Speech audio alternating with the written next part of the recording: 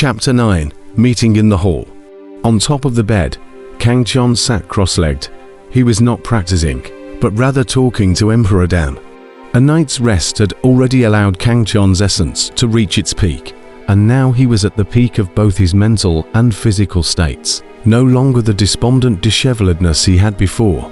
Kid, after foundation establishment, you are considered to have truly stepped into the cultivation realm. That Heaven's Path chi drawing skill is no longer useful to you. What you need now is a technique that you can cultivate upwards, Emperor Dan said. In fact, Kang Chon also knew that the Heavenly Dao Chi drawing skill was only used by mortals to practice Chi, and it was simply useless for cultivators at the foundation establishment stage. In the Wong family, once one reached the foundation establishment stage, one could enter the family's treasury and choose a suitable technique to continue cultivating. If there was no Danhuang, Kang Chon's path in the future would be just like this. But now that there is Danhuang, a quasi-diffuse immortal expert, casually taking out some gong methods would be better than those rags of the Wong family. This point of mind Kang Chon still had. Danhuang is what kind of mind Kang Chon's little heart naturally can't hide from him, of course. In order to find the sea soul agate, he will do his best to help Kang Chon cultivation, because only he knows the difficulty of finding the sea soul agate. Looking at Kang Chon's bashful look, Emperor Dan laughed and scolded. Look at your point of interest. As long as you have the talent in the cultivation world, casually join a sect. Naturally, they're a good gongfa. Saying that, he threw Kang Chon a jade slip. This is the Heavenly Dao Sect's heavenly canon, but old man here only records the mental method for cultivating to the Jiden stage. As for the subsequent techniques, they will naturally be available when you join the Heavenly Dao Sect. Until then you can just cultivate this, Emperor Dan said. Kang Chon received the jade slip and was instantly overjoyed. His mind immediately sank into it, and a huge wave of information was instantly transmitted. What was recorded on it was indeed a technique to cultivate from the foundation stage to the Jiden stage. Compared to those rags of the Wong family, the Heavenly Dao Sect's heavenly canon, that was definitely one of the top gong methods in the Flood continent. After all, the Heavenly Dao Sect was the #1 sect of the righteous path in the Flood continent. That was definitely a Taishan Beidou level of existence. Kang Chon had also heard that the inner disciples of the Heavenly Dao Sect were walking horizontally in the Great Tang Dynasty, and his Wong family's ancestor was an inner disciple of the Heavenly Dao Sect, and so far this matter was the honor of the Wong family. Kang Chon also wanted to join the Heavenly Dao Sect, but the Heavenly Dao Sect was very strict in recruiting disciples, needing Jiden stage cultivation to be able to do so, and also had to be no more than 50 years old. The road ahead was long. Kang Chon cheered himself in his heart. One day, he would also become a disciple of the Heavenly Dao Sect. Ending the dialogue with Emperor Dan, Kang Chon began to comprehend the heavenly canon. It had to be said that this was definitely a top-notch technique. The explanation of cultivation on it was very detailed, and it would allow him to take a lot fewer detours. Kang Chon began to comprehend the heavenly canon according to his current cultivation level, comparing the division of the foundation establishment stage before, during and after the foundation establishment stage. His current cultivation at the peak of the third foundation establishment stage was the peak of the early foundation establishment stage, and he was just about to make a breakthrough towards the early foundation establishment stage, which would be the fourth level of the foundation establishment stage. This was a relatively important breakthrough, but Kang Chon was already prepared. His foundation was very solidly laid, and he was afraid that he would be able to break through to the fourth level of foundation establishment within a month. Kang Chon had to do now was to freshen up his cultivation realm. After all, he had only reached the third layer of the foundation establishment stage directly from the first layer of the Qi practicing stage last night, and although he had a solid foundation, it was inevitable that he would be a bit uncomfortable. Throughout the morning, Kang Chon revolved his gong fu inside the house for 5 large circumferences, which consolidated his current cultivation level. He wrenched open his eyes, and purple rays of light flashed through his eyes, and those pitch-black eyes grew brighter and brighter, even faintly flashing with purple electricity. Stretching his waist, Kang Chon was about to get out of bed when Ant King's voice came from outside the house. "Young Master Chon, the third elder invites you to the hall." Third elder. Kang Chon was puzzled in his heart. What is he looking for me for? In the Wong family, the one with the greatest authority was the patriarch, Wong Tixiong, Kang Chon's grandfather. Then there was the Council of Elders. The Council of Elders consisted of 7 people. These 7 people were the strongest 7 people in the Wong family, and their general strength had to be at the 7th level of foundation establishment at the lowest. The third elder is the most powerful one in the Elders Council, and his reputation in the family is second only to that of his grandfather, Wong Tixiong. Mentioning the third elder, Kang Chon's heart is very unpleasant, of course. It is not that the third elder, and he has a grudge, but the third elder's son Wong Chon, and he has some grudges. Speaking of which, this grudge was from the previous generation, and Kang Chon was only implicated by that cheap old father that he had never met. It was involving Kang Chon's mother. It was said that his mother was the most beautiful woman in Heavy Iron City at that time, with many suitors. That Wong Chon was one of them, and at the same time, it was also the most likely to get his mother's heart, and even at that time, Wong Tixiong acquiesced. Only later his mother disappeared for a period of time for no reason, and then appeared again when already have Kang Chon. This time naturally no longer pay attention to Wong Chon. Wong Chon love-hate. Although cannot revenge has disappeared Kang Chon's mother, but the hatred added to Kang Chon, often deliberately difficult Kang Chon, if not his grandfather to protect. Maybe Kang Chon has long been driven out of the Wong family. The grudge can be deep, so Kang Chon was curious about what the third elder had to look for him, but he wasn't worried. After all, his grandfather was still the Wong family patriarch. As long as he didn't do anything wrong, no one would dare to do anything to him. What's more, now that Kang Chon had gotten rid of the difficulty of building his foundation, his heart was being filled with confidence, so he naturally didn't care about the third elder. He answered Ant King and directly traveled towards the hall of the royal residence. Passing through the familiar courtyard corridor, Kang Chon arrived at the hall of the royal residence. The hall of the Wong mansion was very spacious. There was a long table placed in the hall. This was the usual place for the family to meet for meals. Apart from the elders of the Wong family, the young generation, only the direct lineage could qualify to eat at this table. Kang Chon was one of them. After all, he was the grandson of Wong Tixiong. No one dared to say anything. However, at this moment, the long table has been filled with people. There is no place for Kang Chon.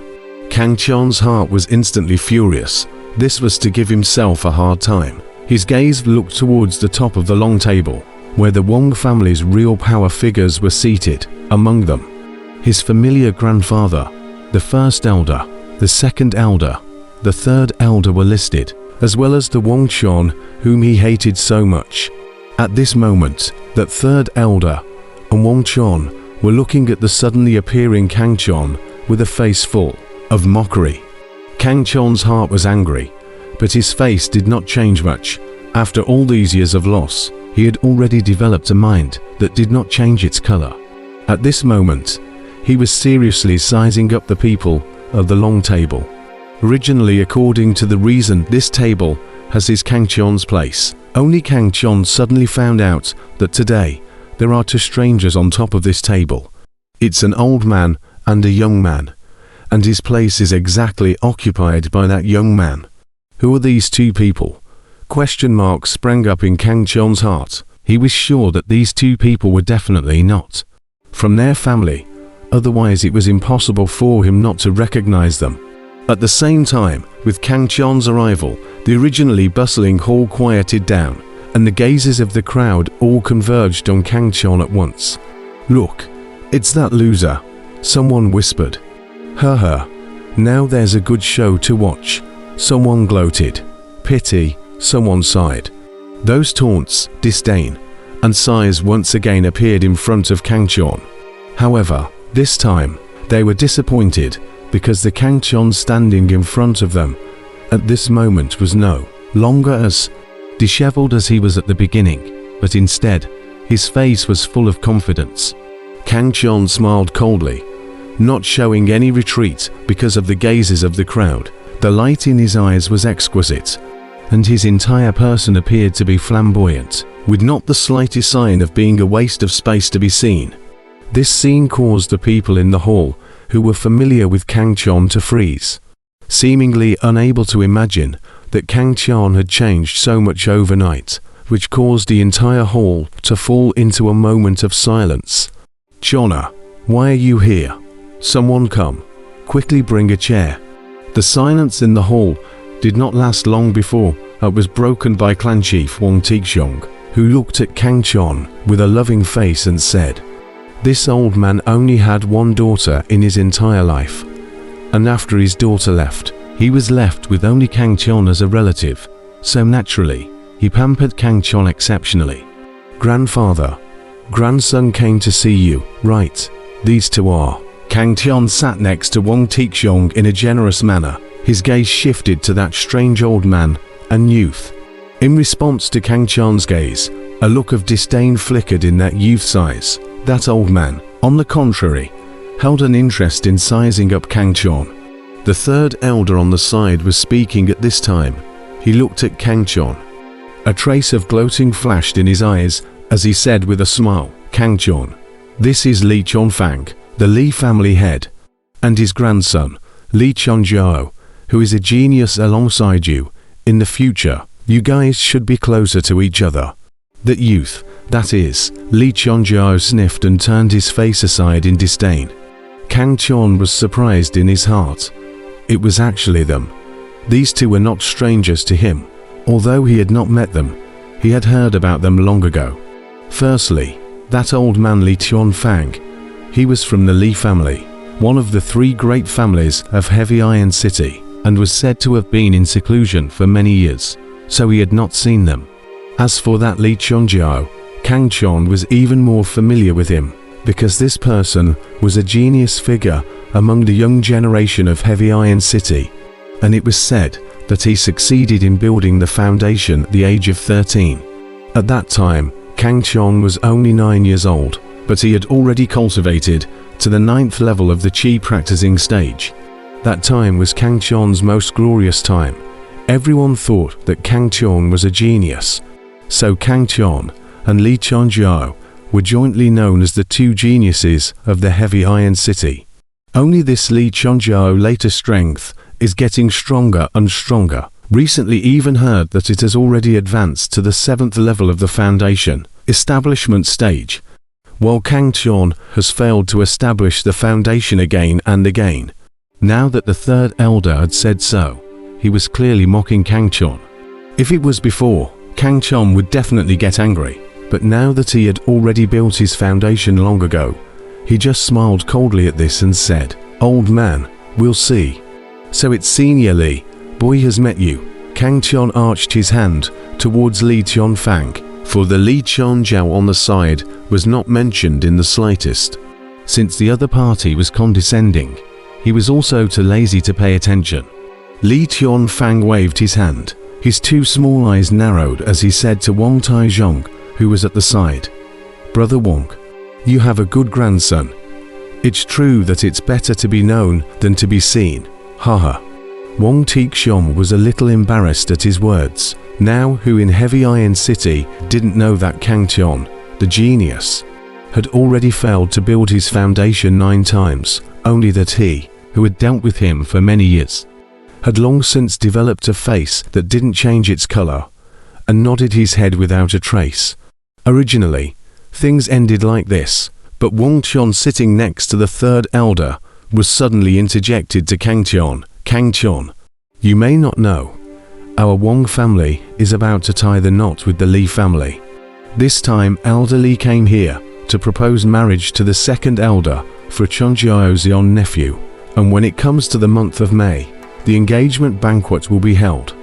Wang Tixiong, who had a serious look on the side, immediately flashed a trace of shock and anger in his eyes when he heard this, and then looked worriedly at his grandson Kangxian on the side. The others in the hall immediately revealed gloating looks. Engagement banquets.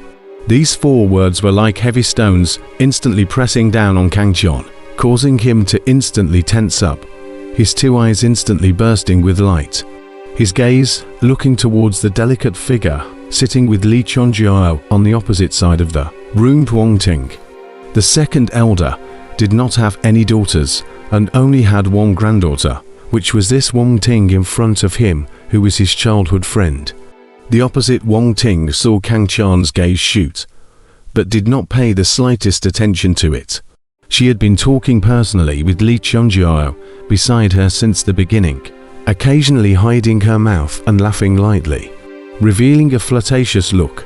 Looking at that Li Chunjiao staring straight into his eyes, Kangxian's eyes began to narrow. He finally understood why the third elder had suddenly called him to come. It turned out that he was using this matter to strike him. After all, the matter of him and Wang Ting being childhood sweethearts was well known in the Wang family.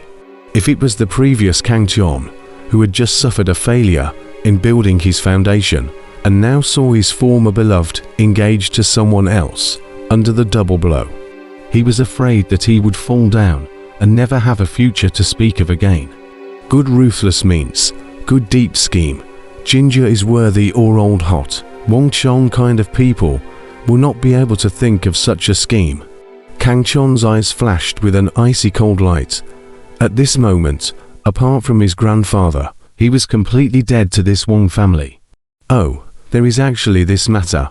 So I would like to congratulate cousin Wang Ting. Cousin wishes you to grow old together. Despite the anger in his heart, Kangxian's face remained calm. She gently smiled at Wang Ting and Li Chunjiao. The moment these words came out, the people in the hall were all dumbstruck. Today, Kangxian's performance had shocked them. Firstly, he was not shocked by anything. And then he did not change his face even when he was hit. This was not something that a teenager could show, but Kangxian had done it. At this moment, not to mention the dumbfounded third elder, and the others, even Wang Tixiong, who was familiar with Kangxian, stared at his grandson with wide eyes, looking at his grandson with a face full of incredulity. If it wasn't for the familiar face, he would have thought that the one sitting in front of him wasn't his grandson anymore. At the same time, Wang Ting on the opposite side also revealed a hint of surprise, and for the first time, she began to take a proper look at Kangxian. But at this time, Kangxian had already turned back to his head and ate his bowl of rice with his hands, not caring in the slightest about the shock and surprise of the people in the hall. My grandson has finally grown up. Wang Tixiong looked at Kangxian, who was struggling to eat. A smile full of relief appeared on his face.